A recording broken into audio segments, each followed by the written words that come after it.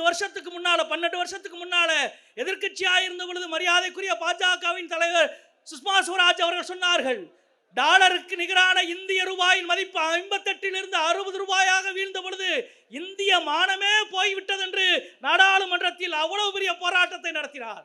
இன்னைக்கு இந்தியாவின் ரூபாயின் மதிப்பு டாலருக்கு நிகரான ரூபாயின் மதிப்பு 90 போட்டு நிற்கிறது. இந்திய மானம் மரியாதை எல்லாம் போய்விட்டது. இப்பொழுதும் நீங்கள் ஏன் பேச மறுக்கிறீர்கள் என்பதுதான் கேள்வி. ஒரே கேள்விதான், இது வெறும் பொருளாதார நடவடிக்கை அல்ல, இந்தியாவின் அரசியல் வெளியுறவு கொள்கையில் ஏற்பட்ட தோல்வியால் நாம் நிற்கதில் இருக்கிறோம். அது மட்டுமல்ல, தமிழ்நாடு கூடுதலாக பாதிக்கப்படுகிறது. இது மேனுஃபேக்சரிங் ஸ்டேட், பொருள் உற்பத்தி மாநிலம். இந்த வரி விதிப்பால் உத்தரப்பிரதேசம் பாதிக்கப்பட போவதில்லை. இந்த வரி விதிப்பால் ராஜஸ்தான் பாதிக்கப்பட போவதில்லை. இந்த வரி விதிப்பால் அசாம் பாதிக்கப்பட போவதில்லை. பொருள் உற்பத்தியில் தங்களது சொந்த திறனால் 100 ஆண்டு காலம் எழுந்து நிற்கிற தமிழ்நாட்டின் மீது விடுக்கப்பட்டிருக்கிற அடி. எனவே தான் மோடி வாய் திறக்க மறுக்கிறார்.